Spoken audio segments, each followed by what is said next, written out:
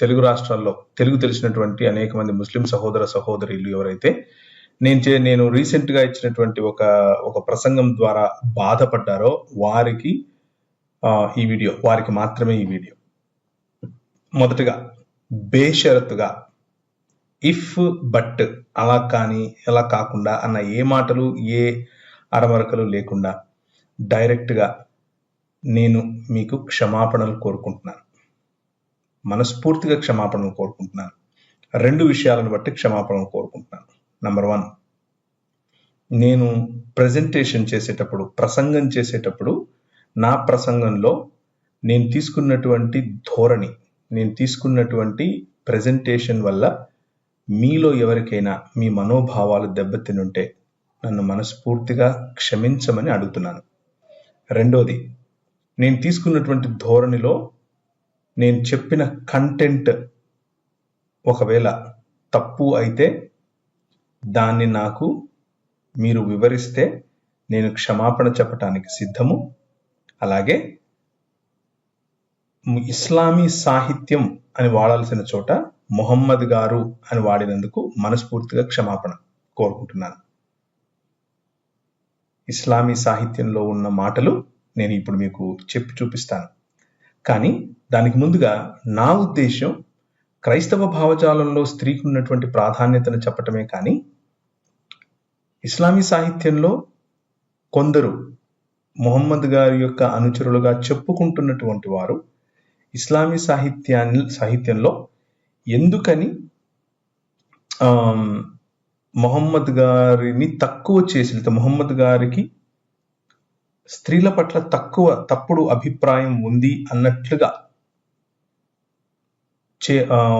వాళ్ళు రాశారు. అలా రాయకుండా ఉంటే బాగుండేది అన్న ఉద్దేశంతో అలా రాసి మొహమ్మద్ గారికి ఉన్నటువంటి గౌరవాన్ని కించపరుస్తున్నారా అన్న ప్రశ్నతో చెప్పినటువంటి మాటలు మళ్ళీ చెప్తున్నాను.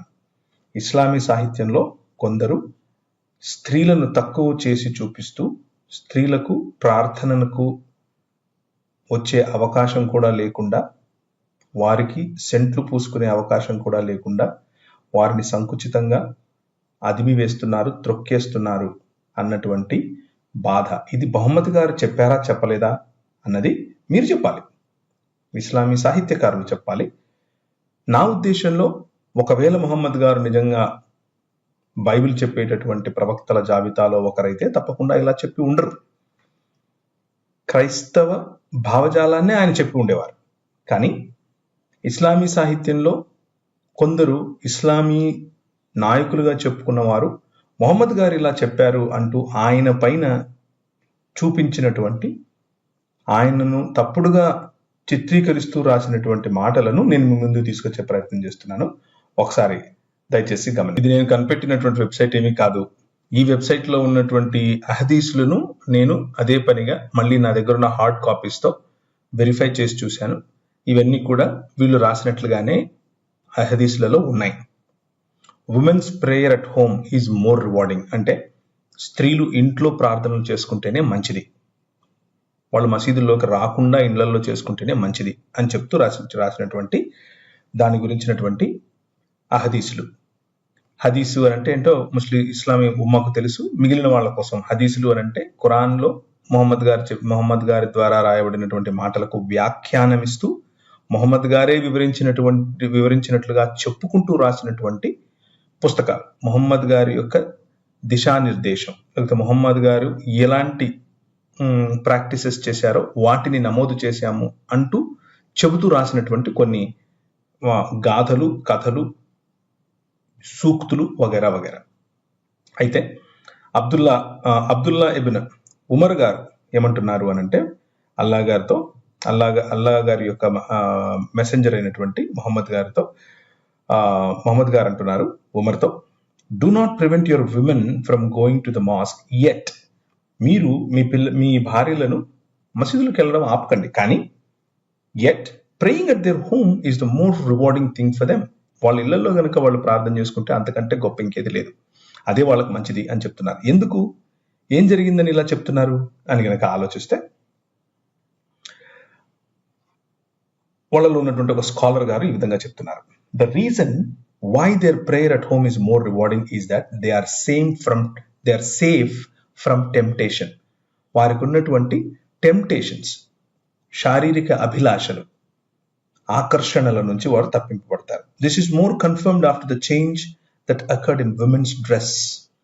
వారు డ్రెస్సులు వేసుకోవటంలో మార్పులు వచ్చిన తర్వాత they began dressing improperly and adorning themselves when going out. బయటకు వెళ్ళేటప్పుడు వాళ్ళను వాళ్ళు చాలా అందంగా తయారు చేసుకుంటూ అందంగా కనిపించేట్లుగా డ్రెస్సులు వేసుకుంటున్నారు. కాబట్టి అందుకనే ఆయిషా గారు అంటున్నారు, this is why Ayesha said after the death of the prophet, Mohammed గారి యొక్క మరణం తర్వాత, that had the prophet of Allah sallallahu alaihi wasallam seen how women had changed, he sallallahu alaihi wasallam would have forbidden them from going out to the mosque. ఒకవేళ ఇలా జరుగుతుంది, ఇలా గనక మొహమ్మద్ గారు కనుక చూసింటే వాళ్ళను నిజానికి మొహమ్మద్ గారు అనుమతించే వారే కాదు. నేను నా వీడియోలో చెప్పింది ఇదే.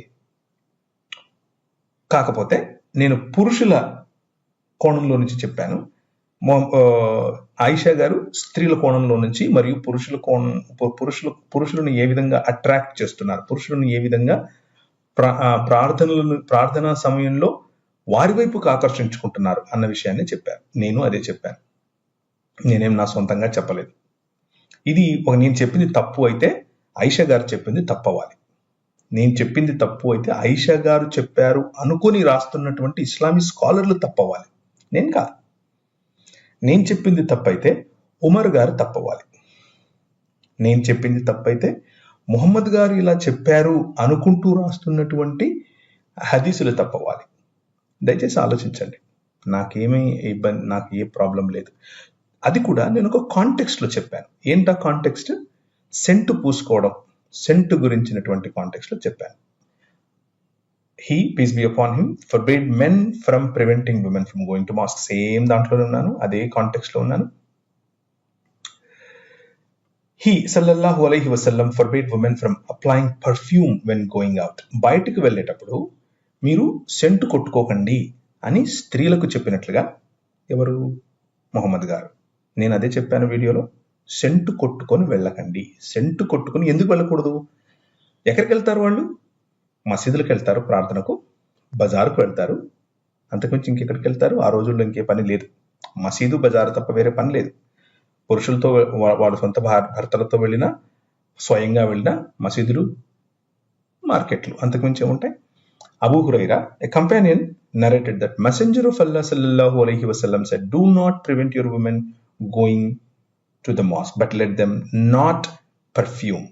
వాళ్ళు మసీదులు పోనీయండి, కానీ సెంటు కొట్టుకొని పంపించద్దు. నేను ఇదేగా చెప్పాను, నేనేమన్నా కొత్త చెప్పాను?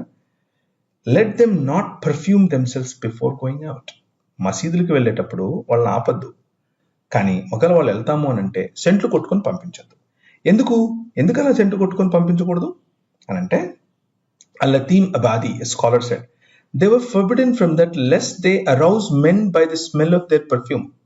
వాళ్ళు కొట్టుకుంటున్నటువంటి పర్ఫ్యూమ్స్ కారణం చేత, సెంటుల కారణం చేత పురుషుల్లో లైంగిక వాంఛలు పెరుగుతున్నాయట.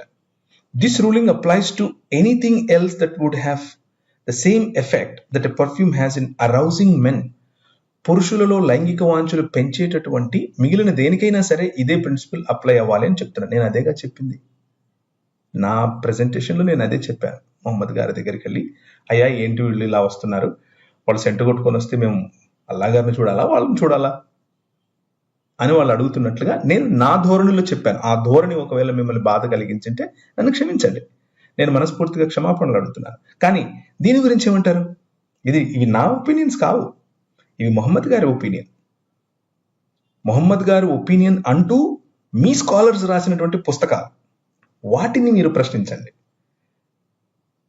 ఇస్లామీ ఉమ్మాలో ఉన్నటువంటి స్త్రీలారా, మీ పట్ల మీ స్కాలర్స్ రాస్తున్నటువంటి ఈ మీరు సెంట్లు కొట్టుకుంటే పురుషులకు ఏదో అయిపోతుంది అన్నటువంటి ఈ కుహన, లేకపోతే ఈ సంకుచితమైన దృక్పథాన్ని మీరు ప్రశ్నించండి. మీకోసం నేను ప్రశ్నిస్తున్నాను, మీకోసం నేను ప్రశ్నించేది. ఎందుకు? మీరు సెంట్లు కొట్టుకుంటే మాకు లైంగిక వాంఛలు కలగడం ఏంటి? మేము సెంట్లు కొట్టుకుంటే మీకు కలగదా? మేము సెంట్లు కొట్టుకొని వెళ్ళకూడదా? వెళ్ళొచ్చా? గుళ్ళకు, గోపురాలకు, మసీదులకు? ఎందుకు? వై దిస్ డబుల్ స్టాండర్డ్ అనేది నా ప్రశ్న. నేను అక్కడ చెప్తున్నటువంటి నా ప్రశ్న ఇదే. Zainab, the wife of Abdullah ibn Masud, narrated that the Messenger of Allah sallallahu alaihi wasallam said to us, when any one of you come to the mosque, she should not apply perfume. ఇదేగా ఈ context లోనే నేను చెప్పాను. మళ్ళీ నా video చూడండి. Scent పూసుకుని మసీదుకి వెళ్ళొద్దు. మొహమ్మద్ గారికి ఇష్టమైనటువంటి ఏవి ఆయనే చెప్పారు. ఈ లోకంలో నాకు 3 ఇష్టం. ఒకటి స్త్రీలు, రెండవది సెంటు, మూడవది మేక మాంసం. ఆయనే చెప్పారు. ఇదొక అహదీసు, ఇదో సహీ అహదీసు, నేను కొత్తగా చెప్పింది ఏం కాదు.